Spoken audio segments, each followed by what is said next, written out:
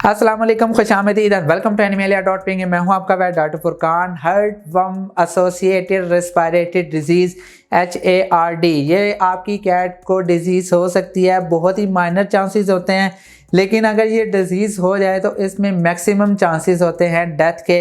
इसको डायग्नोज करना भी बहुत ज़्यादा मुश्किल होता है, क्योंकि इसकी जो इलामात हैं वो दूसरी बीमारियों से बहुत ज़्यादा मिलती जुलती है। इस वजह से बेसिकली जो हार्टवर्म होता है वो रिजाइड करता है blood vessels of affected cat lungs. यानी हार्टवर्म यानी नाम से जाहिर है दिल के वर्म्स, उर्दू में अगर ट्रांसलेट करें। इसके अलावा जो वो रिजाइड कर रहा है कैट की जो लंग्स की जो वेसल्स होती हैं उसमें, इसलिए इसको एसोसिएट करते हैं, मिलाते हैं लंग्स के साथ, रेस्पिरेटरी सिम्टम्स के साथ। तो इतनी ज़्यादा ख़तरनाक है। सिम्टम्स की बात की जाए तो सिम्टम्स में आपका पेट कफिंग करेगा, ब्रीदिंग में डिफ़िकल्टी होगी, खाना पीना छोड़ देगा तो खाने पीने छोड़ने की वजह से वो लिथार्जिक भी होगा, उसका वेट लॉस भी कम हो जाएगा।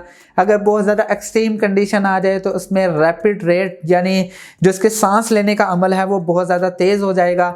डायरिया हो सकता है। एक्सट्रीम कंडीशन में कन्वुल्जन यानी नर्वस साइन भी आ सकते हैं, और इवन के सडन डेथ भी हो सकती है। अगर तबीयत बहुत ज़्यादा ख़राब हो जाए तो मैक्सिमम 2 से 4 घंटे होते हैं पेट के लिए, उसको ज़िंदा रखने के लिए, ज़िंदा रहने के लिए 2 से 4 घंटे के अंदर पेट एक्सपायर हो सकता है। अल्लाह ना करे किसी एनिमल को ऐसी बीमारी हो, लेकिन पॉसिबिलिटी होती है।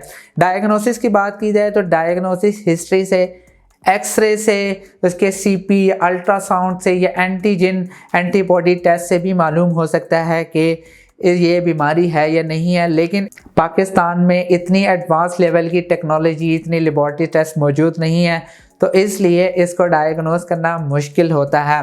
ट्रीटमेंट की बात की जाए तो ऑक्सीजन दी जाती है। इसके अलावा कॉर्टिकोस्टेरॉइड्स लगाए जाते हैं, जिसे हम स्टेरॉइडल मेडिसिन कहते हैं। इसके अलावा ब्रोंकोडायलेटर्स दिए जाते हैं।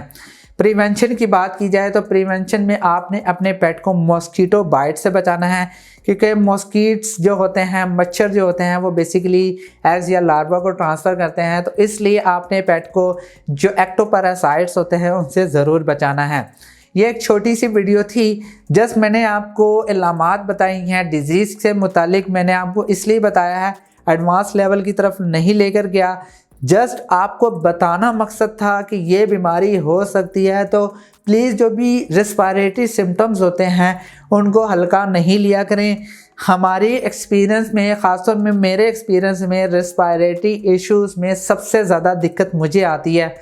ये इतने ज़्यादा अजीब से सिम्टम्स आते हैं कि बहुत सारी बीमारियों से मिलते जुलते हैं। ख़ास तौर पे जो ये मैंने आपको सिम्टम्स बताए हैं ये अस्थमा से बहुत ज़्यादा रिलेट करते हैं।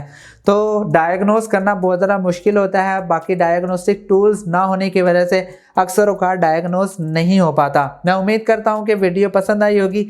अगर पसंद आई है तो प्लीज़ लाइक कीजिए, शेयर कीजिए, और प्लीज़ इस चैनल को ज़रूर सब्सक्राइब कीजिएगा। इंशाल्लाह नेक्स्ट वीडियो में मिलते हैं। खुदा हाफिज़।